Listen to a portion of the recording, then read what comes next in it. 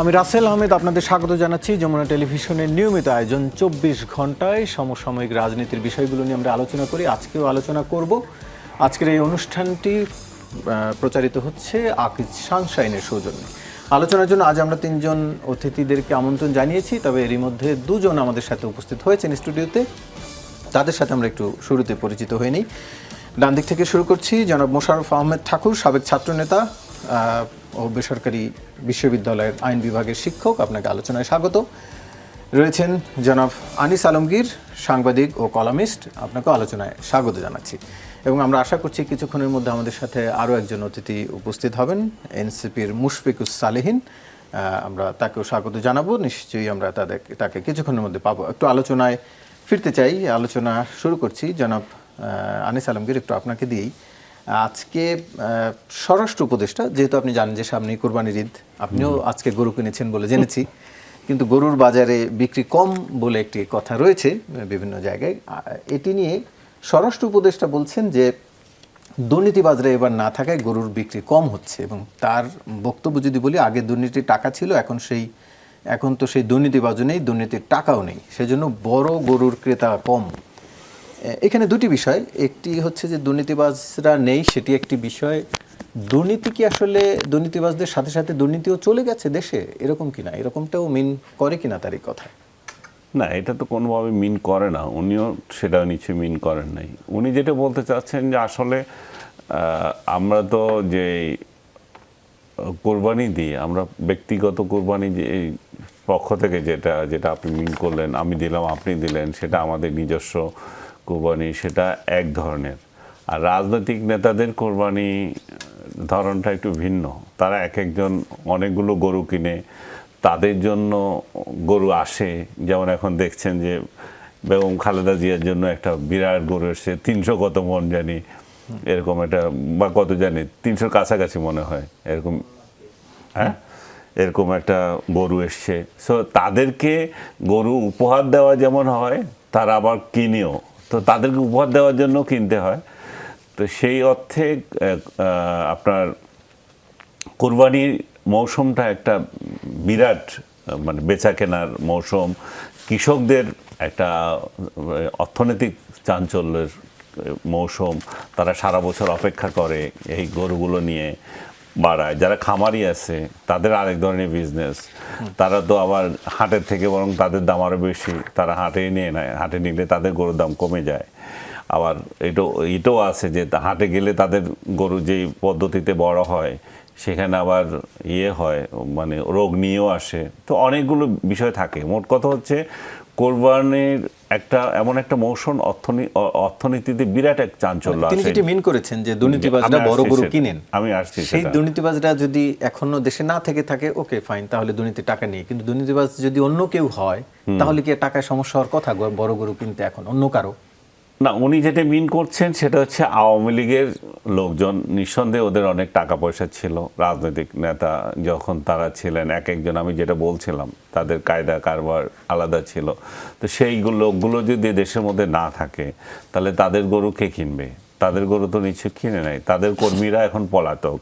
তো এই অবস্থায় বিএনপির নেতাকর্মীরা এখন কিনছে অনেকে, কারণ তারাও এই ধরনের, তারা আগে একটু বাইরে ছিল, তারা অনেকে পলাতক ছিল, এখন তাদের প্রাণ চাঞ্চল্য এসছে, তাদেরও চাঁদা এবং অন্যান্য উপায়ে অর্জিত টাকার এখন মানে ভালোই সনয়সনের উন্নতি হচ্ছে।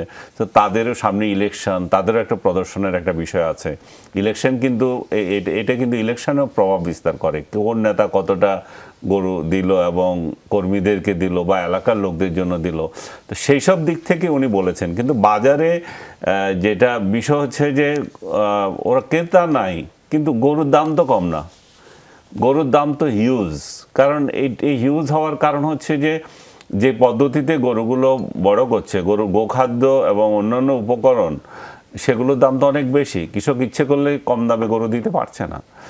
কিন্তু আপনি যেটা প্রশ্ন করলেন যে দুর্নীতি কমছে কিনা, না, একেবারেই কমে নাই। আমি মনে করি যে দুর্নীতি এর আগের আমলে যা ছিল, যে শেখ হাসিনার আমলে, সে ধারাবাহিকতাই আছে। দুর্নীতির কোনো কমতি নেই। হয়তো ঘুষ কোনো জায়গায় কমে গেছে, কিন্তু দুর্নীতি যে কমে কেউ গেছে, বলছেন কোথাও কোথাও মাত্রা বেড়েছে আগের চেয়ে টাকার অঙ্কে। বেড়েছে। লোকজন বলে যে আগে তো একজনকে দিতাম, এখন অনেকজনকে দিতে হচ্ছে, এখন কারে যে দিব এই জন্য অনেক লোক কিন্তু দিশাহারা হয়ে গেছে। এই জন্য আপনারা যে বলেন যে ইলেকশন চায় কেন চায়? ইলেকশন চায় এই জন্যই যে বিএনপি আসলে দুধের নহর বইয়ে দেবে, সেই জন্য না। ইলেকশন চায় এই জন্যই যে অন্তত একটা গোষ্ঠী খাবে। এখন কে যে ক্ষমতাবান, কোন টোকায় কোন দিক দিয়ে মানে আপনাকে হুমকি দিচ্ছে, এত হুমকি মানুষ নিতে পারবে না। একটা নির্দিষ্ট টোকাইয়ের হুমকি তারা নিতে পারবে, নির্দিষ্ট গোষ্ঠীর হুমকি নিতে পারবে। তা এখন যে চারিদিক থেকে যখন আক্রমণ হচ্ছে, চারজনকে যেহেতু চাঁদা দিতে হয়, এই জন্য মানুষ চায় যে ভাই আমরা এক স্রোতে যেতে চাই, যেই চাঁদা পাবে চাঁদা এক গোষ্ঠী পাক, বিচার দিলে আমরা এক গোষ্ঠীকে দেব। এখন কার কাছে বিচার দেব? এখন সবাই ক্ষমতা পায়। একদিক দিয়ে বিএনপি চাঁদাবাজি করছে, একদিক দিয়ে জামাত চাঁদাবাজি করছে, যে খুব মানে সুন্দর চেহারা আপনি মনে করছেন যে এরা চাঁদাবাজিতে নেই, এরাও চাঁদাবাজিতে আছে। এবং এনসিপি তো একদম ওপেন ফিল্ডে আছে, এটা তো তাদের তো হক হয়ে রয়ে গেছে যে চাঁদাবাজির। সো মানুষ চাঁদাবাজিতে অতিষ্ঠ হয়ে আছে। এই অতিষ্ঠ হওয়ার জন্য তারা চায় যে একমুখী এক স্রোতে আশ্রয় নিতে, যে মানে একমুখী আক্রমণের শিকার হতে, নানামুখী না। তারা সতর্ক হতে পারে। বাজেটেরও তো একটা ব্যাপার আছে। আমি যে একটা ব্যবসা করছি, চাঁদা কতটুকু দেবো, সেটাও তো একটা বাজেট থাকে, তার একটা নিশ্চয়তা থাকে। আমি যে চাঁদা দিচ্ছি, ব্যবসাটা আমি করতে পারি যাতে। এখন তো আমি এরে চাঁদা দিচ্ছি, ওরে চাঁদা দিচ্ছি, এরে চাঁদা দিচ্ছি। নীলক্ষেতের একটা দোকানদার আমাকে বলতেছে তার কাছ থেকে চাঁদা চাচ্ছে যে ইমন নামে এক সন্ত্রাসী, আমি জানি না কোন ইমন, এটা কোথায় আছে। তো বলছে তুমি চাঁদা দিচ্ছ, না আমি তো দিতে পারছি না, ঢাকা কলেজ থেকে আসে আমার কাছে ছাত্র দলের ছেলেরা, তো এখন বিভিন্ন গ্রুপ আসে, তা আমি কোন গ্রুপের দেবো, কোন গ্রুপে দিই, কোন পিঠা খাবো? তা আমি বলতেছি ভাই তোমরা আগে ঠিক করে আসো যে কাকে দিব। তো এইরকম সমস্যা পড়ে গেছে মানুষ। জি, তার মানে সেই কারণে অর্থাৎ একটু মোশাররফ আহমেদ ঠাকুর, একটু আপনার কাছে জানতে চাই, মানে যেটি আনিস ভাই বলতে চাচ্ছেন যে আত্মতুষ্টি আসলে অতটা করার সুযোগ নেই বিএনপির, যে বিএনপিকে ভালোবেসে মানুষ নির্বাচন চাইছে মূলত বাঁচার জন্য, যে এই 10 হাত থেকে বাঁচার জন্য এক হাতে ফিরে যেতে চায়, সেরকম কিনা বিষয়টা একটু তার ধরে, এরপর আমি অন্য প্রশ্নে আসছি। ধন্যবাদ আপনাকে, আপনার দর্শক শ্রোতা, অপরবিজ্ঞ আলোচক। দেখুন, চাঁদাবাজিটা যে ছিল না, অনেক বছর ধরে এটা চলে আসছিল। তো আমি মনে করি যে চাঁদাবাজিটা কেন বাড়লো, এটার প্রতিকার কি হতে পারে। আপনি জানেন যে বিএনপি প্রায় 3000 লোককে দল থেকে বহিষ্কার করেছে,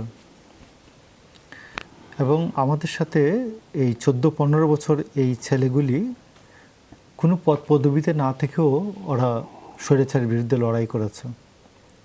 এখন আমি তার অন্যায়ের জন্য আমি কি করতে পারি? আমি দল থেকে তাকে বহিষ্কার করতে পারি। আপনি দেখবেন এই পর্যন্ত সরকার এই 3000 জনের মধ্যে 10 জনকেও অ্যারেস্ট করেনি, এবং অতিষ্ঠ হয়ে ময়মনসিংহের ভালুকাতে যে ইমরান সালেহ প্রিন্সকে বলা হচ্ছে যে তুমি উমুকের বিরুদ্ধে, আমাদের হাতে যেহেতু একটু প্রমাণ ছিল, উমুকের বিরুদ্ধে মামলা করো। তো মামলা তো আমার পেনাল কোডের যে মামলা, পেনাল কোডের মামলা তো আমি ক্ষুব্ধ ব্যক্তি মামলা করব না, তো পুলিশ মামলা করবেন। আমি তো দলের নেতা হিসেবে করতে পারি না মামলা, পেনাল কোড কভার করে না। তো এইটা একটা বিষয়। আমি জানি না যে সরকার এটাকে, এই বিষয়টাকে তারা আরও লালিত পালিত করে আরও এটাকে বিস্তৃত করতে চায় কি না, যে একটা বিরাজনীতিকরণের যে একটা ধারা চলে আসছে বেশ একটা লম্বা সময় ধরে, এই জন্য, এবং রাজনীতিকে বিতর্কিত করা বা রাজনীতির প্রতি মানুষকে বিতৃষ্ণ করে তোলা, এটাও একটা কাজ হতে পারে। তো এই জন্য আমি মনে করি যে চাঁদাবাজির জন্য আমাদের একজন নেতা কিছুদিন আগে মারা গেলেন, বিএনপির ভাইস চেয়ারম্যান আব্দুল্লাহ আল নুমান, তিনি আমাকে বলেছিলেন যে এই চাঁদাবাজির বিরুদ্ধে একটা প্রতিকার তো হওয়া উচিত। তিনি এরপরে আমার ওনার সাথে আর দেখা হয়নি। আপনি শুরুতে বলছিলেন যে 3000 নেতাকর্মীকে বহিষ্কার করেছেন, বন্ধ হয়েছে কি যে অভিযোগগুলো আসছে আনিস ভাই যেগুলো করছেন?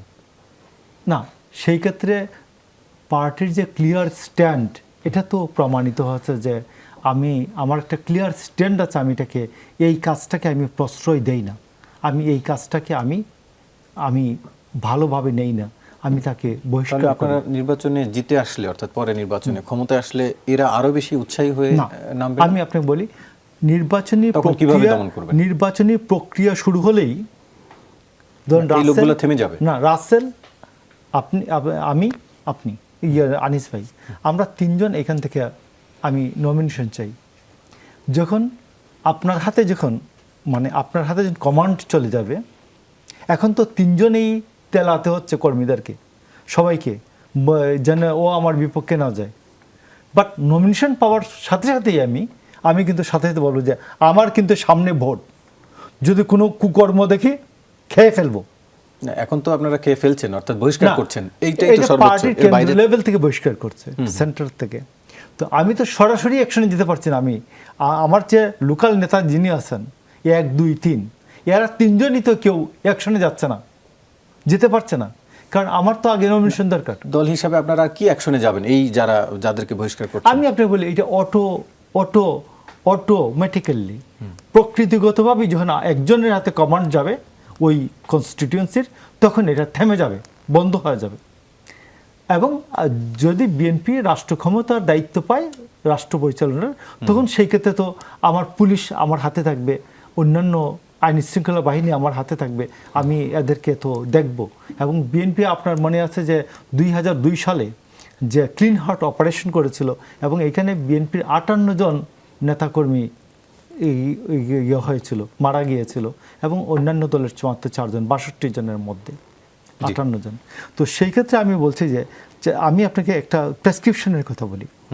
প্রেসক্রিপশনটা হচ্ছে চাঁদাবাজি বন্ধের জন্য একটা সামাজিক ঐক্য দরকার।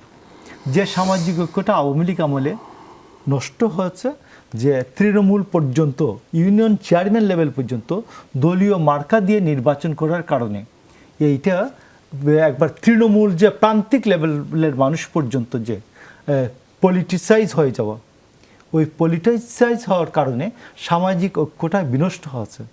আগে আপনি দেখবেন যে গ্রামের সালিশ পঞ্চায়েত থেকে আরম্ভ করে যেগুলো ছিল এগুলি। আরেকটা হচ্ছে যে আমি একটা বলি, সিলেট, আমি আজকে এই একটু আগে দেখলাম যে ময়মনসিংহে খামারিদের মাথায় হাত, মানে কুরবানির হাটে একেবারেই খামারিরা খুব ভালো দাম পাচ্ছেন না, এটা একটা। তো সেই ক্ষেত্রে আমি স্বরাষ্ট্রমন্ত্রীর বক্তব্যটাকে একটু আলোচনায় নেই। সেটা হচ্ছে দুর্নীতি কমে নেই, দুর্নীতি কমে নেই। আমাদের শেখ হাসিনার পিয়ন পানি জাহাঙ্গীর, তিনি 15 বছরে 400 কোটি টাকার মালিক হয়েছেন। আর আমাদের আসিফ মাহমুদ সজীব ভুইয়ার এপিএস মাত্র, তিনি 8 মাসে 311 কোটি টাকার মালিক হয়েছেন, তিনি দুদকে হাজিরা দিচ্ছেন। তো আমাদের ঠিক এইরকম স্বাস্থ্যমন্ত্রীর পিএস দুদকে হাজিরা দিচ্ছেন দুর্নীতির জন্য। আপনাকে ছোট্ট একটা ঘটনা বলি, যে আমাদের ঢাকা উত্তর সিটি কর্পোরেশনের গাবতলী যে পশুর হাটটি আছে, গাবতলী পশুর হাটের সরকারি ইজারার মূল্য হচ্ছে প্রতি সপ্তাহে 42 লাখ টাকা সরকারের রেভিনিউ জমা দেয়। তো সেইখানে আমাদের এজাজ সাহেব যখন প্রশাসক হলেন, তিনি বলেন যে না, আমাদের লোকজন এটা হাসিল সংগ্রহ করবে। তো তিনি হাসিল সংগ্রহ করার পরে দেখা গেল এইটা প্রতি সপ্তাহে জমা হয় 42 লাখ টাকার মধ্যে 5 লাখ টাকা। তো আমার কথা হচ্ছে 42 লাখ টাকা যিনি দিতেন জমা, তিনি কি লাভ করতেন না? তিনি নিশ্চয়ই লাভ করতেন আরও 5 লাখ বা 10 লাখ টাকা। তো লাভ করার পরে তো এখানে দেখা যায় যে গভর্নমেন্টের নেট লস হচ্ছে প্রতি সপ্তাহে 37 লাখ টাকা।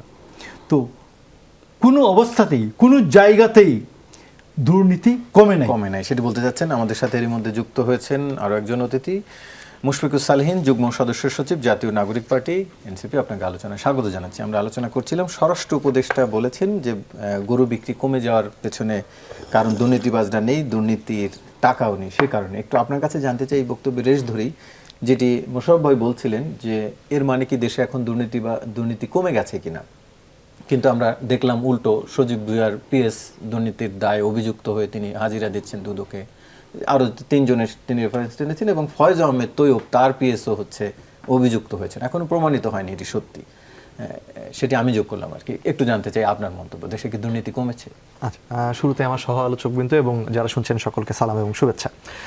আমার কাছে প্রথমত যেটা মনে হয় যে মাননীয় স্বরাষ্ট্র উপদেষ্টা যেটা বলেছেন, তিনি একটা সাইড বলেছেন যে হয়তো দুর্নীতিবাজরা দেশে নেই, কিন্তু একই সাথে এটাও আমাদেরকে অ্যাড্রেস করতে হবে যে আমাদের অর্থনীতির যে পরিস্থিতি তাতে মানুষের ক্রয় ক্ষমতার সীমাটা কমে গেছে এবং সেই সাথে অর্থনীতির সার্বিক পরিস্থিতির কারণেই মানুষ হয়তো আগে যতটুকু খরচ করার মতো অর্থ তাদের হাতে থাকার কথা ততটা এখন মানুষের কাছে নেই, যে কারণে হয়তো কিছুটা প্রভাব কোরবানির গরুর হাটে আমরা পড়তে দেখেছি।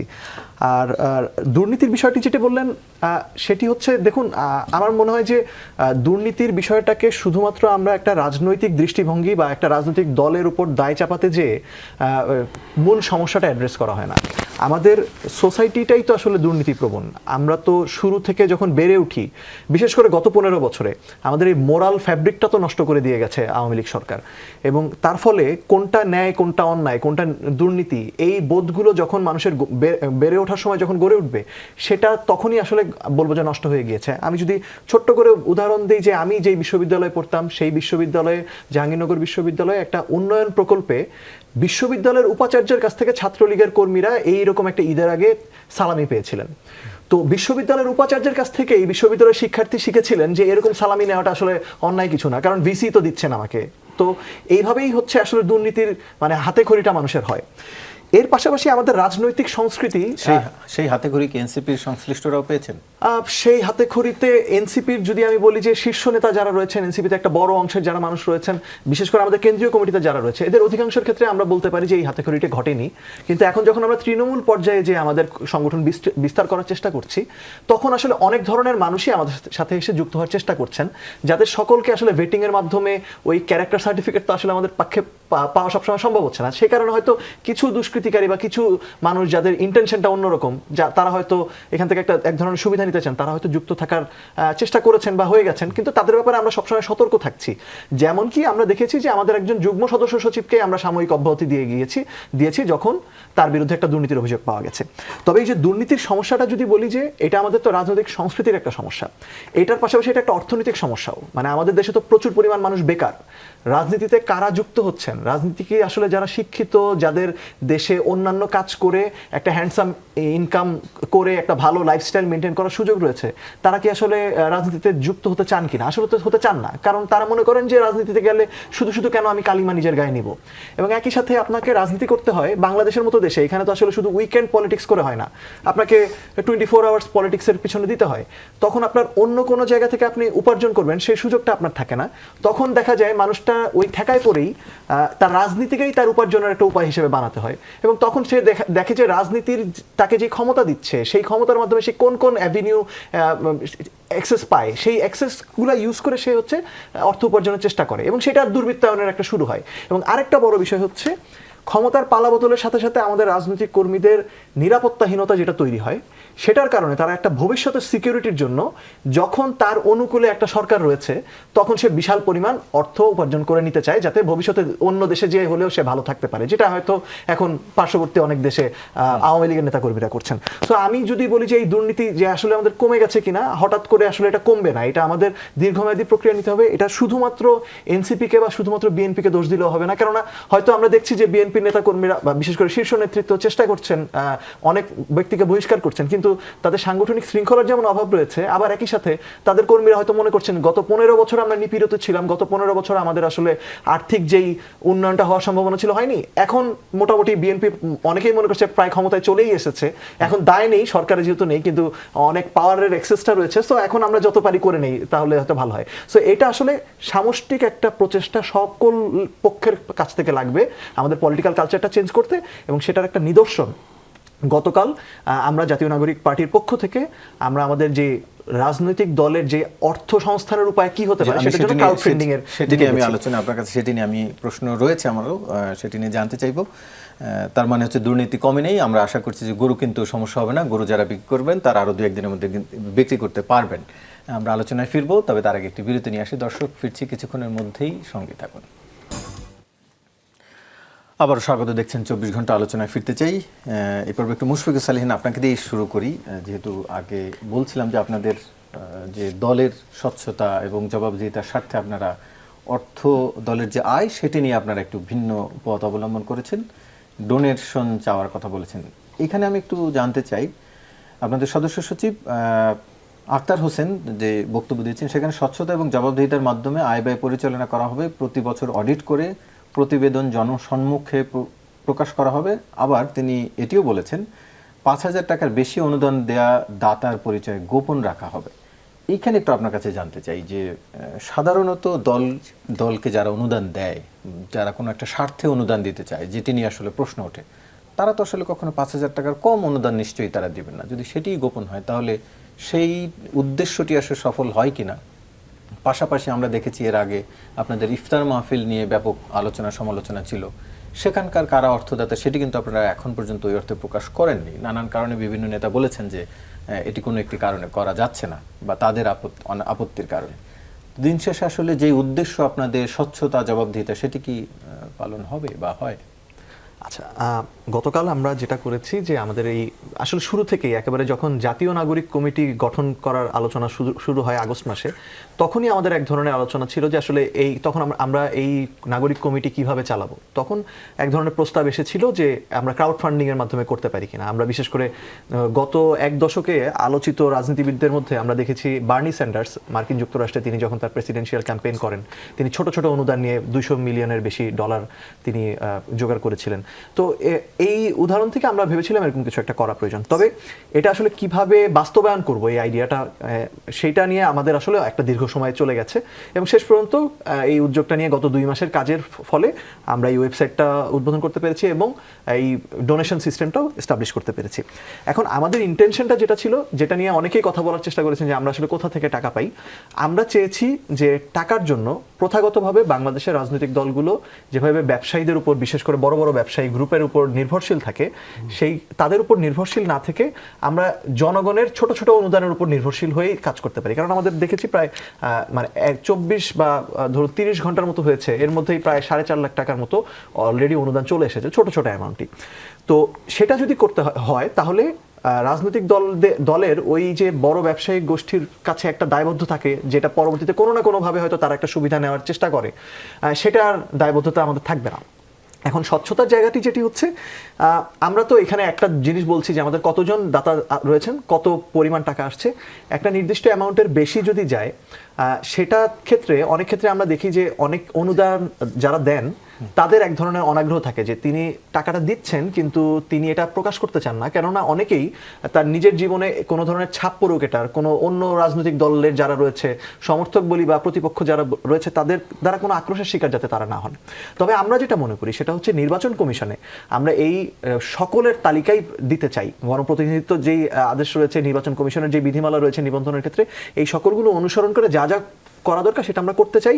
আমরা এখন পর্যন্ত ছোট অনুদানগুলোর কথা বলছি, তো আমরা বড় অনুদানও আমরা প্রকাশ্যে আনবো যদি বাংলাদেশের সকল রাজনৈতিক দল তাদের এই বড় অনুদান যারা দেন তাদের নামগুলো প্রকাশ্যে আনে। কেননা যদি এখন আমরা আমাদের এই নামগুলো প্রকাশ করলাম কিন্তু পরবর্তীতে দেখা গেল অন্য রাজনৈতিক গোষ্ঠী এই ব্যক্তিদের উপর কোনো ধরনের একটা আক্রোশের মানে ঘটনা ঘটালো, সেটাতে কিন্তু ভবিষ্যতে এই টাকা যেমন আমাদের এই অনুদান পাওয়ার যেমন সম্ভাবনা আমাদের কমে যাবে, ওই মানুষগুলোও কিন্তু ক্ষতিগ্রস্ত হবে। সো এই জায়গা থেকে আমরা চাই যে আমরা তো একটা ইনিশিয়েটিভ নিয়েছি, আমরা কিছু দূর এগিয়েছি, অন্যান্য রাজনৈতিক দলগুলো সদিচ্ছা যদি থাকে এবং একই সাথে বাংলাদেশের যারা স্টেটের মেকানিজমে বিশেষ করে নির্বাচন কমিশন যদি এই জায়গাগুলোতে বিধান আপডেট করে এবং আর একটু স্বচ্ছতা আনার জন্য রাজনৈতিক দলগুলোকে বাধ্য করে, সেক্ষেত্রে আমরা মনে করি সামগ্রিকভাবেই সবগুলো রাজনৈতিক দল মিলেই আমাদের রাজনৈতিক সংস্কৃতিতে বিশেষ করে পলিটিক্যাল পার্টির ফাইন্যান্সিং এর ক্ষেত্রে একটা গুণগত পরিবর্তন আনা সম্ভব। আমরা লুকোছাপাতে আমরা যেতে চাই না, আমরা যতটুকু সম্ভব এই মুহূর্তে স্বচ্ছতা এনেছি, বাকিটা আসলে সামগ্রিক পরিবেশের উপর নির্ভর করছে। আরেকটা বিষয় বলি, আমরা এখন পর্যন্ত যে নীতিমালাটা করেছি এটা একটা ড্রাফট, সেটি আমাদের সাধারণ সভায় আমরা পরিপূর্ণরূপে এটা পাশ করব। তার আগে এখন একটা ভেটিং প্রসেসে আমরা আছি, যে এটা আমরা প্রকাশ করেছি, গণমাধ্যমের কাছ থেকে আমরা সমালোচনা দেখতে চাই, আমাদের ইনফ্যাক্ট রাজনৈতিক অন্যান্য দল যারা রয়েছে তারা কি সমালোচনা করে সেটা আমরা দেখতে চাই। সেগুলো দেখে যেগুলো আরো বেটার করা সম্ভব সেটা ইনিশিয়েটিভ আমরা নিব। কিন্তু অন্য দল এতদিন যেভাবে চলে আসছে তারা সেটি করবে না, না করলে আপনারা এইভাবেই থাকবেন? দেখুন, এই জায়গায় শুধুমাত্র আমরা করতে চাই, আমাদের ইচ্ছাটি রয়েছে, কিন্তু সমস্যাটা হচ্ছে আপনি যখন এমন জায়গায় রয়েছেন যেখানে খেলার রুলসটাই ডিফারেন্ট, যেখানে তখন আপনি একা ভাবছেন ফেয়ার খেলবেন কিন্তু বাকিরা ফাউল করবে, তখন আসলে আপনি গোল দিতে পারবেন না। তখন সো আমরা চাই যে সবাই ফেয়ার খেলুক। আমরা তো এক ধরনের প্রেশার ক্রিয়েট করছি। ধরুন গতকালকে আমাদের এই কাজের ফলে একটা তো ইতিবাচক সারা পড়েছে, অন্য রাজনৈতিক দলগুলো হয়তো এখন চাপ বোধ করবে, তারাও হয়তো একটু স্বচ্ছতা আনবে। আনিস আলমগীর ভাই, একটু আপনার কাছ থেকে জানতে চাই যে তিনি যেটি বলছিলেন যে অন্য রাজনৈতিক দলগুলো এর মাধ্যমে একটি চাপ অনুভব করবে, এই বিষয়টিকে, অর্থাৎ এই যে অর্থ প্রাপ্তির আমাদের এখানে এক ধরনের অস্বচ্ছতার অভিযোগ রয়েছে, এটি একটি ইতিবাচক দিক কিনা আসলে এই অর্থ প্রাপ্তির যে অনুদানের প্রক্রিয়া?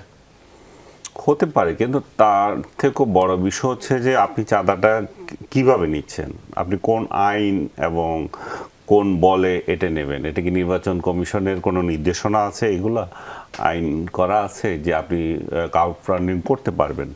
আর ক্রাউড ফান্ডিং করতে গিয়ে আপনি যেটা বলতেছেন সেটা হচ্ছে আরও বড় ধরনের হিপোক্রেসি সেন্স। আপনি বলছেন যে 5,000 টাকা পর্যন্ত আপনি জানাবেন, বাকিদের জানান। 5,000 টাকা তো জানানোর দরকার নেই, বরং 5,000 টাকায় কে দিছে এটা খুব জরুরি না, বরং বড় অঙ্ক কোথা থেকে আসছে। আপনি যে বড় বড় হোটেলে অনুষ্ঠান করেন, আপনার এই ইফতার থেকে শুরু করে আপনার আয় ব্যয়ের যত বিষয়গুলো নিয়ে মানুষের কোয়েশন ওঠে যে নতুন একটা রাজনৈতিক দল কোন গোষ্ঠী, কোন শিল্প গোষ্ঠীর আশীর্বাদে এরা ঘুরছে, কোন কোন ব্যক্তির দানে তারা বড় বড় গাড়িতে ঘুরে, তাদের 2 দিন আগে যারা বলতো যে আমাদের থাকার পয়সা নাই, খাওয়ার পয়সা নাই, ট্যাক্সি চালাবো, তারা এখন একেবারে রাজার হালে চলে। এগুলোর যখন কোয়েশ্চেন আসবে, তাহলে দল কি আপনাদেরকে প্রোভাইড করে টাকা, নাকি আপনি ব্যক্তিগতভাবে এই চাঁদা সংগ্রহ করছেন?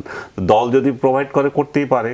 জামাত সহ অনেক দলের নেতাদের হোল টাইমার যারা ছিল, শিবির এক সময় সিপিবিতেও ছিল, টাকা দিত। বাম রাজনীতিতে এটা চর্চা আছে, যারা নেতা তাদের দিতে হয়। তো আপনাদের যদি সেই জীবনযাপনে যান তাহলে সেটাও ক্লিয়ার করতে হবে।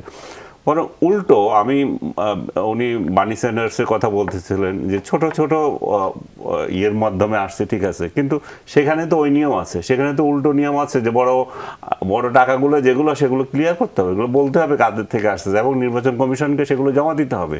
আমরা আমাদের পার্শ্ববর্তী দেশে দেখি, তারা 2017 সালে এক আইন করেছে, সেই আইন অনুযায়ী তারা বলছে 2,000 টাকা পর্যন্ত যে কেউ চাঁদা দিতে পারবে, এগুলোর কোনো হিসাব থাকবে না। কিন্তু 2,000 টাকার উপরে যেগুলো যাবে সেগুলোর একটা শর্ত আছে। শর্তটা কি? প্রথমত এটা ডিজিটাল পেমেন্ট হতে হবে, আর দ্বিতীয়ত হচ্ছে কিংবা চেকের মাধ্যমে দিতে হবে, এবং তার একটা লিপিবদ্ধ থাকবে কারা কারা দিয়েছে, সেটা নির্বাচন কমিশনকে জমা দিতে হবে। তারা 2024 সালে এসে নরেন্দ্র মোদী তার দলীয় স্বার্থে আরেকটা চেঞ্জ করলেন, সেটা করলেন যে বন্ড আকারে। এই বন্ড আকারে যে কোনো রাজনৈতিক দলকে যে কোনো ব্যক্তি, গোষ্ঠী, শিল্প গোষ্ঠী দিতে পারবে টাকা। এখানে হচ্ছিল যে সবচেয়ে বড় খেলাটা, ওই বন্ডে কিন্তু কে টাকা দিচ্ছে সেটা কিন্তু আর জানার সুযোগ নাই, সেটা তো আইনি ছিল না। তো তাতে করে দেখা যাচ্ছে আদানি সহ আরও বড় বড় কোম্পানি যারা আছে তারা বিভিন্ন দলকে টাকা দিচ্ছে। ইভেন কংগ্রেসও পাচ্ছে, বড় বড় বিরোধী দল হিসাবে তারাও পেয়েছে। কিন্তু সরকার আমার এখানে একটা অসততা করেছে যে বড় বড় রাজনৈতিক তাদেরগুলোকে গোপন রেখেছে, আর অন্যান্য রাজনৈতিক দলের এগুলো আউট করে দিয়েছে। তো এখানে অস্বচ্ছতার যে বিষয়টা, সেটা হচ্ছে যে ভোটার হিসাবে আমি বঞ্চিত হচ্ছি, যে আমি যে রাজনৈতিক দলকে ভোট দিচ্ছি তার কোনো স্বচ্ছতা নাই।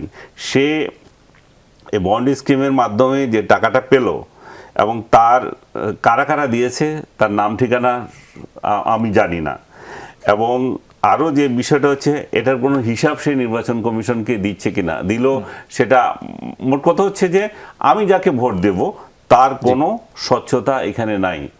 স্বচ্ছতা যখন না থাকে তাহলে সে সামনে ভবিষ্যতে যখন ক্ষমতা দখল করবে, ক্ষমতায় আসবে, তখন স্বচ্ছতা কোথায় থাকবে? তো রাজনৈতিক দলগুলো, আপনি চাঁদা নেওয়ার কোনো অসুবিধা নাই যদি সরকার একটা নিয়ম নীতি করে দেয়, এবং সেই নিয়ম অনুযায়ী উনি বলছেন যে অন্যরা না দেখালে আমরা দেখাবো না। কেন রে বাবা, অন্যদের দেখানোর কি আছে? এখানে আইন যদি হয়ে থাকে তাহলে সবার জন্য সমান, আপনি আপনার ফলো করেন, অন্যরা যখন ফলো করছে না তখন মিডিয়া আছে, সরকার আছে, তাদেরকে ধরবে। আপনি নিজে আগে সাধু হন। জি, একটু যেতে চাই জনাব মোশাররফ আহমেদ ঠাকুর, একটু আপনার কাছে একটি বিষয়ে জানতে চাই যে বিএনপির ভাইস চেয়ারম্যান শামসুজ্জামান দুদু একটি অনুষ্ঠানে বলেছেন, যতদিন নির্বাচিত সরকার প্রতিষ্ঠা করতে না পারবো ততদিন পর্যন্ত সংকট দূরীভূত হবে না। পার্শ্ববর্তী দেশ ভারত স্বৈরাচারের মূর্ত প্রতীক শেখ হাসিনাকে জায়গা দিয়েছে, সেই দেশ আমাদের বিরুদ্ধে লাগাতার অপপ্রচার চালাচ্ছে, দেশকে রুখতে হলে নির্বাচিত সরকার ছাড়া কোনো পথ নেই। একটু জানতে চাই যে এই যে নির্বাচিত যে কোনো সমস্যার সমাধানই নির্বাচিত সরকার বলে এটি বিএনপি নেতারা বলেন, উনি বলেছেন, এর আগে বলেছেন। একটু আপনার কাছে জানতে চাই এই যে পার্শ্ববর্তী দেশ যারা ডিস্টার্ব করছে তার কথায় যদি বলি, সেটি কি নির্বাচিত সরকার আসলেই সমাধান হয়ে যাবে? আমি আপনাকে বলি, নির্বাচিত সরকার আসলে একেবারে যে উনি বলেছেন দুধের নহর বয়ে যাবে, এটা তো চিন্তা করার কোনো কারণ নাই। তবে আমি বলি যে জিয়াউর রহমান 1978 সালে ভারত সফর করেন যখন, তখন মুরারজি দেশাই এবং নীলম সঞ্জীব রেড্ডি প্রেসিডেন্ট এবং প্রধানমন্ত্রী ছিলেন মুরারজি দেশাই, দুইজনই এয়ারপোর্টে তাকে রিসিভ করেন। তো আর এই অবস্থায় এখন দেখুন, অনির্বাচিত সরকারের ক্ষেত্রে গত 54 বছরে যে কোনো সরকার প্রধান বারবার সাইডলাইন মিটিং চেয়েছেন, দ্বিপাক্ষিক সফরের জন্য চেয়েছেন, এটা বারবার প্রত্যাখ্যান করেছে ভারত, এমন নজির 54 বছরে নাই। এবং এই সরকারের প্রধান উপদেষ্টা সাইডলাইন বৈঠক হয়েছে একবার, এটা শেষে, এবং এটা কেন হয়েছে এটা আনিস আলমগীর ভাই খুব ভালো জানেন। সেটা হচ্ছে যে বিমস্টেকের সভাপতি বাংলাদেশ নির্বাচিত হয়েছে, না হলে এটাও হতো না। তো এখন আসুন, প্রধান উপদেষ্টা মাঝে মধ্যে ইদানিং ভারত বিরোধী দু একটা কথাবার্তা মাঠে ছাড়েন। তো সেখানে আপনি দেখবেন যে বৈদেশিক পেমেন্ট, ঋণের পেমেন্ট শুরু হয়েছে আদানিকে দিয়ে ফার্স্ট, এই যে। এবং তাই বলে উনার যে সমর্থিত পার্টি, উনার পার্টি আর কি, প্রধান উপদেষ্টার পার্টি এনসিপি, তারা বলে যে দিল্লি না ঢাকা, ঢাকা দিল্লি। তো এই যে বিষয়টা আপনি দেখবেন যে ভারতের সাথে এই পর্যন্ত প্রধান উপদেষ্টা বা তার পররাষ্ট্র মন্ত্রণালয়ে 2 জন মন্ত্রী, 2 জন প্রতিমন্ত্রী, এরা এই পর্যন্ত বলতে পারে নাই যে শেখ হাসিনা বাংলাদেশের স্বার্থ বিরোধী অন্যায্য এইরকম 2টা চুক্তি ভারতের সাথে করেছে, এইটা আমরা বের করলাম, সিলেক্ট করলাম, আমরা রিভিউ করব, রিভিউ করে জনতার কাছে বলবো যে এটা বাতিল করা যায় কিনা, অথবা স্টেক যারা আছে পলিটিক্যাল পার্টি অ্যান্ড আদার্স, তাদের সাথে আমরা আলোচনা করব এটা নিয়ে কী করা যায়। এখন পর্যন্ত করে নেই। কিন্তু ভারত বিরোধী দিল্লি না ঢাকা প্রধান উপদেষ্টা পারলে বলেন আর কি। তো এইগুলি যে পলিটিক্যাল কি বলে যে এখানে তো আপনার তো আবার সমস্যা, ইয়ের ভাষাগত সমস্যা আছে মিডিয়ার। তো এটা হচ্ছে পলিটিক্যাল অনেক ধরনের ইত্রামি টাইপ আর কি। তো আমি আপনাকে বলি যে হ্যাঁ, অপোজিশনে থাকলে এগুলো করা যায়। অপোজিশনে থাকলে আমরাও এরশাদের বিরুদ্ধে যখন ছিলাম আমরা বহু কথা বলেছি, বাট বিএনপি যখন রাষ্ট্র ক্ষমতায় আসছে এটা আর বলা যায় নাই। আপনাকে বলি যে বিএনপি তো এখন রাষ্ট্র ক্ষমতায় আসেনি, এখন কি বলছে? 1991 সালে বিএনপি ক্ষমতায় আসার 3 মাসের মাথায় ছাত্রলীগ আমাদের সামনে দিয়ে মিছিল করে গিয়েছে, খালেদা জিয়ার 2 গালে জুতা মারা তালে তালে। আমরা বসে দেখে হচ্ছে, কিন্তু আমরা ছাত্রলীগকে কিছু বলি নেই। তো এই যে বিষয়টা যেটা আমি আপনাকে বলছি যে এইগুলি নির্বাচিত সরকার আসলে বৈদেশিক সম্পর্কের ক্ষেত্রে আপনি দেখেন যে কি নাম একটা আশিক চৌধুরী, বিএনপি ক্ষমতা আসলে এই ভারতের সাথে সম্পর্কের উন্নয়ন হবে না, আমি তা বলছি না। আশিক চৌধুরী নিয়ে দেখলাম যে প্রধান উপদেষ্টা গদগদ একেবারে, উনি একেবারে আবেগে কেঁদেই ফেলছেন যে উপস্থাপনা দেখে। তারপরে 1 টাকা আসছে, 1 টাকা আসছে, বৈদেশিক বিনিয়োগ আসছে। আপনি দেখেন যে ক্যাপিটাল মেশিনারিজ ইম্পোর্টের অবস্থাটা যদি দেখেন গত 8 মাসে 0, মানে বাংলাদেশে বিনিয়োগ, বাংলাদেশে আভ্যন্তরীণ বিনিয়োগ হচ্ছে না। তো এই যে অবস্থাটা, বাংলাদেশে এই মুহূর্তে একটা কেউ পানের দোকানও দিতে চায় না। তো চাঁদাবাজদের গ্রুপের গ্রুপ, এই যে নিউ মার্কেট এরিয়ায় বললেন যে এক গ্রুপ ইমনের নামে চাঁদাবাজি করে, শিশু সন্ত্রাসী ইমনের নামে চাঁদাবাজি করে, দলীয় পরিচয় তো অনেক সময়, তো এর নামে চাঁদাবাজি করে, ওর নামে চাঁদাবাজি করে। কে কাকে বলবে যে গভর্নমেন্টে থাকলে, নির্বাচিত গভর্নমেন্ট থাকলে ওই এলাকার এমপিকে বলে ওইখানে চাঁদাবাজি হচ্ছে, সামলাও। সেইভাবে আপনারা এই যে বিষয়টা হচ্ছে যে আমি আপনাকে বলছি যে এই জন্য নির্বাচিত সরকার দরকার। এই কারণে যে আবারও আলোচনায় আসছি নির্বাচনের প্রসঙ্গেই, যে কারণে এরই মধ্যে জামায়াত আবারও দাবি করেছে স্থানীয় সরকার নির্বাচন আগে করার জন্য, সেটি নিয়ে একটু আলোচনা করতে চাই। তবে তার আগে একটি বিরতি নিয়ে এসে দর্শক ফিরছি, সঙ্গেই থাকুন। আবারও স্বাগত। দেখছেন 24 ঘন্টা আলোচনায় ফিরতে চাই। জনাব আনিস আলমগীর, একটু আপনার কাছে জানতে চাই একটি বিষয়, যে গুম কমিশনের প্রতিবেদন দেয়া হয়েছে এবং এটি নিয়ে যেটি বলা হয়েছে, গুম কমিশনের যে প্রতিবেদনের আলোকে প্রেস সেক্রেটারি যেটি বলেছেন, সেখানে গুমের ঘটনায় যারা জড়িত ছিলেন আইন শৃঙ্খলা রক্ষাকারী বাহিনী, তারা কেন সেটি করেছেন সেটি বলা হয়েছে প্রতিবেদনে এমনটি যে বাহিনীর সদস্যরা সরকারি পুরস্কার, পদক, পোস্টিংয়ের জন্য এসব করতেন বলে গুম সংক্রান্ত প্রতিবেদনে উঠে এসেছে। এইখানে একটু আপনার কাছে জানতে চাই যে এই যে পুরস্কার পাওয়া, পদোন্নতি কিংবা পোস্টিং, এইগুলো কি বন্ধ হয়ে যাবে বা যাওয়ার কোনো সম্ভাবনা রয়েছে যে ভবিষ্যতে আর গুম হবে না বা আমরা এই কারণগুলো থাকবে না? রাষ্ট্র তাদেরকে কিভাবে চালাচ্ছে সেটা হচ্ছে বিষয়। দেখেন, আমরা সবাই স্বৈরাচারী শেখ হাসিনা, তার শাসন, এই সমস্ত বক্তৃতা দিয়ে আসতেছি, কিন্তু বাস্তবতা কি সেটা দেখতে হবে। বাস্তবতা হচ্ছে যে এই যে সংস্কৃতিটা চলছে, এটা শেখ হাসিনার সংস্কৃতি না, এটা 1/11 থেকে চলছে। এটা এক্সটেনশন। 1/11 যেটা চলছিল তারই এক্সটেনশন চলছে পুরো শেখ হাসিনার আমল। শেখ হাসিনা এটা নিয়ন্ত্রণ করেননি, সেটা তার বিরুদ্ধে অভিযোগ থাকতে পারে, বা তিনি বলতে পারেন যে আমার সরকার এই ছকের বাইরে যেতে পারেনি। তো এই ছক যখন আপনি ভাঙবেন না, তখন তো এটা চলবেই। এটা আপনি কোন সরকার আসলো আর কে গেল সেটা একটা বিষয় না। আপনি যে রিপোর্টের কথা বলতেছেন, সেই রিপোর্টের আমি একটা উদ্ধৃতি দিচ্ছি কিছু। সেখানে বলা হচ্ছে যে আপনার 1838টি অভিযোগ পেয়েছিল তারা, এবং সেখানে 1772টি এখনও সক্রিয়, তার মধ্যে 1427 জন জীবিত থাকছিল, আর 345 জন লোকের এখনো কোনো হদিশ নাই, নিখোঁজ। এই যে নিখোঁজ কারা, কেন, এবং এই জন্য তারা 4টি বাহিনীকে দায়ী করেছে: পুলিশ, র্যাব, ডিবি আর টিটিসি, যেটা ওই যে সন্ত্রাসীদের নামে যেটা আছে, সন্ত্রাস বিরোধী কার্যক্রমের জন্য।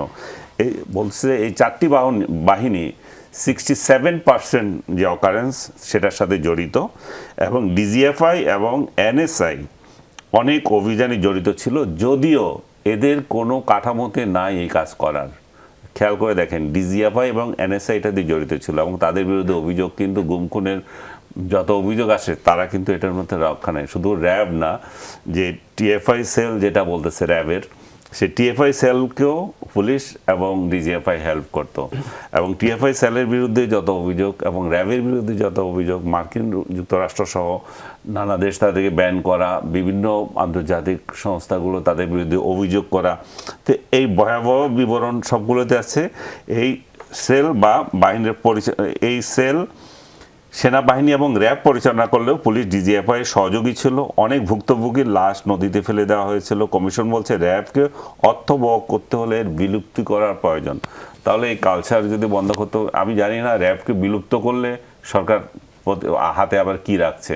কারণ যেই হারে মব সংস্কৃতি, যে হারে চাঁদাবাজি সংস্কৃতি যেই হারে চলতেছিল, তো এটা তো এই র্যাব কিন্তু গঠন করেছিল বিএনপি, এবং বিএনপি যে সময় র্যাব গঠন করেছিল সে সময় একটা মানুষ আশীর্বাদ হিসেবে দেখেছিল এটাকে। কারণ সেই সময় চাঁদাবাজি তুলে নিয়ে যাওয়া এবং ব্যবসায়ীদেরকে অপহরণ একটা নিত্য নৈমিত্তিক ঘটনা হয়ে দাঁড়িয়েছিল। চিটাগংয়ে এটা একটা কালচারে পরিণত হয়েছিল, তুলে নিয়ে যাওয়া। তখন যখন এরা আসলো তখন কিন্তু এটা প্রিভেন্ট হয়েছিল। তারপরে আপনার ডিবির কথা আসছে, ডিটেকটিভ ব্রাঞ্চের কাজ কি? তাদের এই প্রতিবেদনে বলছে আওয়ামী লীগ সরকার আমলে ডিবিকে রাজনৈতিক নিপীড়নের অস্ত্র হিসাবে ব্যবহার করা হয়েছে, বিশেষ করে জামাত এবং বিএনপি কর্মীদেরকে তুলে নেওয়ার ক্ষেত্রে। এটা তো অস্বীকার করা যাবে না, ডিবিকে ব্যবহার করেছিল। এবং যে কাউন্টার টেরোরিজম ইউনিট যারা ছিল তারাও ঠিক একই কায়দায় কোনো লোককে তুলে নিয়েছে, রাজনৈতিক মতপার্থক্য থাকলে তাকে টেরোরিস্ট আখ্যা দিয়েছে। এবং সার্বিক মূল্যায়নে আমি যদি বলি যে রাষ্ট্রীয় বাহিনীগুলো রাজনৈতিক স্বার্থে মানবাধিকার লঙ্ঘন করেছে, এবং তাদের বিরুদ্ধে কার্যকর ব্যবস্থা এবং জবাবদিহির নজির ছিল না। কমিশন আইনি সংস্কার এবং জবাবদিহ বাহিনীগুলোকে দমনমূলক ক্ষমতার অপব্যবহার বন্ধের আহ্বান জানিয়েছেন। এখন এই যে বন্ধের আহ্বান, এটা এই সরকারকে প্রিভেন্ট করতে পারবে আমার তো মনে হয় না, কিন্তু সামনের জন্য তারা রেখে যাবে। সামনের জন্য রেখে দিলে যারা সামনে সরকার গঠন করতে চাইবে তারাও স্মুথ সরকার পরিচালনার জন্য বলবে যে আমরা ধারাবাহিকভাবে এটা চালিয়ে যাবো। সদিচ্ছার উপর একটা বিষয় রয়েছে, নির্ভর করবে। মুশফিকুর সালিন, একটু আপনার কাছে জানতে চাই অন্য একটি প্রসঙ্গে। গেল 2 দিনে আসলে বলা যায় মুক্তিযুদ্ধের সংজ্ঞা এবং মুক্তি যোদ্ধা কারা সেটি নিয়ে আলোচনা হয়েছে। একটু আপনার কাছে জানতে চাই, আপনাদের দলের তৃতীয় ব্যক্তি সার্জিস আলম একটি পোস্ট দিয়েছিলেন, পরে সেটি আবার তিনি ডিলিটও করেছিলেন। এই ঘটনা আসলে এর আগেও ঘটেছে বিভিন্ন সময়। তিনি যেটি বলেছেন, বঙ্গবন্ধু শেখ মুজিবুর রহমান মুক্তিযুদ্ধের শুরুতে পাকিস্তান সেনাবাহিনীর কাছে ইচ্ছাকৃতভাবে ধরা দেন বলে মন্তব্য করেছেন এনসিপির উত্তরাঞ্চলের মুখ্য সংগঠক সার্জিস আলম। তিনি বলেন মুক্তিযুদ্ধের আগে তার গুরুত্বপূর্ণ অবদান থাকলেও মুক্তিযুদ্ধ চলাকালে তিনি সরাসরি মাঠে ছিলেন না। মানে এটি কি আসলে এনসিপির দলীয় অবস্থান নাকি তার ব্যক্তিগত অবস্থান? আর ব্যক্তিগত হলেই দলের তৃতীয় ব্যক্তি আসলে এইভাবে দলীয় সিদ্ধান্তের বাইরে গিয়ে বলতে পারেন কিনা? এটি এনসিপির দলীয় অবস্থান নয়, এটি ওনার ব্যক্তিগত অবস্থান, এবং উনি এই বক্তব্য দিতে পারেন কিনা সেই ব্যাখ্যা আসলে তিনি ভালো দিতে পারবেন। তবে আমরা যেটি মনে করি যে বিভিন্ন ব্যক্তির তার নিজস্ব মত থাকার এবং সেই মত প্রকাশের অধিকারটি রয়েছে, কিন্তু দলীয় জায়গা থেকে যখন আমরা কোনো একটা অবস্থান নিব সেই জায়গায় অবশ্যই একটা আমরা যারা অন্য আরও অনেকজন রয়েছে যারা নাগরিক পার্টিতে সামষ্টিক একটা অবস্থানই আমরা নিব। সেক্ষেত্রে আমরা কিন্তু শুরু থেকে বলেছি যে বঙ্গবন্ধু শেখ মুজিবুর রহমানের 1971 সালের মুক্তিযুদ্ধ পর্যন্ত যে ভূমিকা রয়েছে সেই ভূমিকা সবসময় স্মরণীয়, বরণীয়, এবং সেটাকে কোনোভাবেই অস্বীকার করার কোনো সুযোগ বাংলাদেশের কারণেই। আমাদের সমালোচনার জায়গাটা হচ্ছে সেটা হচ্ছে 72 থেকে 75 সাল পর্যন্ত তার যে শাসনামল ছিল সেই সময়ে যেভাবে করে বিরোধী দলীয় নেতাকর্মীরা নিপীড়নের শিকার হয়েছে, এবং অনেক নেতাকর্মীরা এই যে গত 15 বছরের মতো তখনও গুম খুনের শিকার হয়েছে, সেটা নিয়ে সমালোচনা রয়েছে। প্রশাসক হিসেবে তিনি কতটুকু সফল ছিলেন সেটা নিয়ে আমরা বলবো যে অনেক ধরনের সমালোচনার সুযোগ রয়েছে। কিন্তু 71-এর মুক্তিযুদ্ধ পর্যন্ত সেই সময় যে তিনি আসলে মুক্তিযুদ্ধের তার কে নেতা মেনেই যে মুক্তিযুদ্ধ হয়েছে সেটা নিয়ে আমাদের মধ্যে কোনো ধরনের আলোচনা নেই। তবে হ্যাঁ, তিনি আসলে 71-এর 26শে মার্চের ওই কালো রাত্রিতে পাকিস্তান সেনাবাহিনীর হাতে কারাবরণ করার সেই সিদ্ধান্তটা নিয়ে আসলে নানা রকম আলোচনা হতে পারে যে তিনি কি এটা না করে তিনি হয়তো কি অন্য কোনোভাবে প্রবাসী সরকারে যে নেতৃত্ব দিলে ভালো হতো কিনা, এটা আসলে এই ডিবেটটা চলমান, এবং এটা ইতিহাসবিদ যারা রয়েছেন তারা সেটা নিয়ে ভালো বলতে পারবেন। তবে আমাদের দলীয় অবস্থানের জায়গাটি আমি পরিষ্কার করলাম। আমি একটু সংক্ষেপে একটা জিনিস বলে নিতে পারি আগের প্রসঙ্গটাতে, সেটা হচ্ছে রাজনৈতিক দলে অনুদানের ক্ষেত্রে আরপিওর অনুচ্ছেদ 44-এর গ অনুযায়ী আমরা যেটা দেখি সেটা হচ্ছে কোনো ব্যক্তি, কোম্পানি, গ্রুপ বা বেসরকারি সংস্থা থেকে রাজনৈতিক দল দান বা অনুদান নিতে পারবে। ব্যক্তি বছরে সর্বোচ্চ 10 লাখ এবং কোম্পানি বছরে সর্বোচ্চ 50 লাখ। অর্থাৎ এটা নেওয়াটা অন্যায় নয়, আমরা বলছি এটা আরো ট্রান্সপারেন্ট হওয়া উচিত, এবং সেটা নির্বাচন কমিশন এমন রেগুলেশন করা উচিত যেটা আমরা সবাই ফলো করব। জি, আচ্ছা, আমি একটা সেকেন্ড জাস্ট একটু ওনাদের একটা দলীয় নেতার সম্পর্কে আপনি যেটা বললেন সার্জিস আলম, আমি শেষ করে দেবো, ওনাকে টাইম দিচ্ছি আমি। উনি বলছেন যে ওই নেতার একটা ব্যক্তিগত মতামত, ওনার ব্যক্তিগত মতামত এবং মত প্রকাশের অধিকার, এগুলো কি যখন আপনি একটা দলীয় পোস্ট হোল্ড করেন তখন কতটা সীমাবদ্ধ, কতটা থাকে? আপনি যা ইচ্ছা যেদিন বলেন। এই সার্জিস আলম এই যে বঙ্গবন্ধুর নিয়ে স্তুতি গেয়েছেন, এত স্তুতি তার ছাত্রলীগ করে ছদ্মবেশী ছাত্রলীগ কালে, এখন আবার বঙ্গবন্ধুর বিরুদ্ধে তার অবস্থান একটা। এরা বলে যে 32 নম্বরের বাড়ি যে ভেঙে দিচ্ছে সেটাতে আমাদের কোনো অবস্থান নাই, আবার উল্লাস করে যে আনন্দ চলছে। আমি রাজনৈতিক দলের এই সমস্ত হিপোক্রেসি গুলো বন্ধ করতে হবে। এই সমস্ত হিপোক্রেসি দিয়ে রাজনৈতিক দল হয় না। জি, মোশাররফ আহমেদ ঠাকুর, একটু আপনার তাকে একটু সময় দিতে হবে।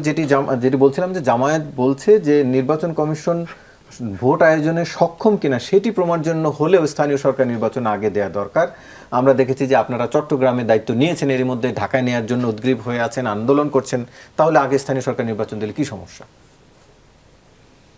আগে স্থানীয় সরকার নির্বাচন মানে আদালতের মাধ্যমে না এসে সরাসরি ভোটে আপনারা দায়িত্ব নেন, সমস্যা কি আসলে? আপনার তো এটা দরকার নাই তো।